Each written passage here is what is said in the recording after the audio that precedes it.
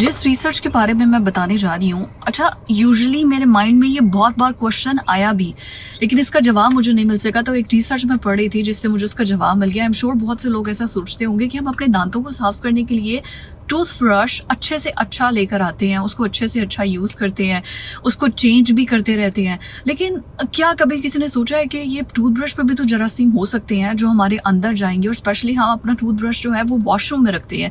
तो वॉशरूम तो वैसे ही, टॉयलेट एक ऐसी जगह है जहाँ पर जरासीम होते हैं, तो क्या ये वाले जर्म्स हमारे मुंह के अंदर जाएंगे? तो वो एक रिसर्च में पढ़ी थी, बड़ी डिटेल रिसर्च है और बड़ा ब्रीफली बताया हुआ है कि एक टूथब्रश जिसको आप मुंह के अंदर लेके उसको सफाई कर रहे हैं आप अपने दांतों की, वो आपके गम्स को डैमेज कर सकता है। उस पर इस किस्म के बैक्टीरिया मौजूद होते हैं, तकरीबन 10 से 12 लाख किस्म के बैक्टीरिया मौजूद होंगे। और स्पेशली जब आप उसको बार बार अपने मुंह में सफाई करते हैं तो उसके जो बिल्कुल ब्रिस्टल्स के जो नीचे वाला एक वो लेयर है उसमें वो जो है वो बहुत गंदा होता है, और उसमें जो है वो जिसे कहना चाहिए कि एक पूरी तह जमी होती है जरासीम की, जिसको हम ज़्यादा फोकस करते नहीं है। इस वजह से डॉक्टर्स बार बार रिकमेंड करते हैं कि एवरी 3 मंथ्स आपको अपना टूथब्रश चेंज कर लेना चाहिए, क्योंकि वो पूरी कली से जम गई होती है और हम उसको इतना फोकस करते नहीं। और ऐसे जम्स जो कि हमें अपनी आंखों से नजर आते नहीं है, हम समझते हैं कि हमने ब्रश कर लिया और बाद में गीले ब्रश को वॉशरूम में रख दिया।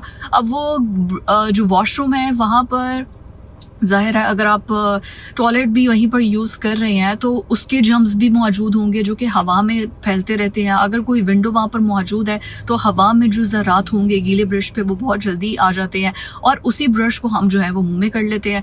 अच्छा, सारे जर्म्स जो हैं वो इतने ज़्यादा डैमेजिंग नहीं है। 10-12 लाख अगर जरासीम उसके ऊपर मौजूद है, बैक्टीरिया तरह तरह के मौजूद हैं, सब डैमेजिंग नहीं है। लेकिन कुछ इतने जानलेवा है कि वो अपने गम्स को डैमेज कर सकते हैं, आपके दांतों को कीड़ा लगा सकते हैं, और सबसे ज़्यादा कॉमन जो इससे प्रॉब्लम होती है वो होता है आपका स्टमक अपसेट हो जाता है।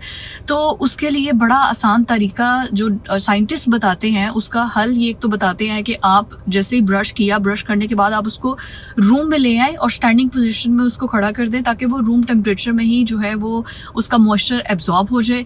इसके अलावा आप उसको डिश वॉशर से सॉफ्ट जो है वो उससे क्लीन कर सकते हैं, डिश वॉशर से साफ़ कर सकते हैं।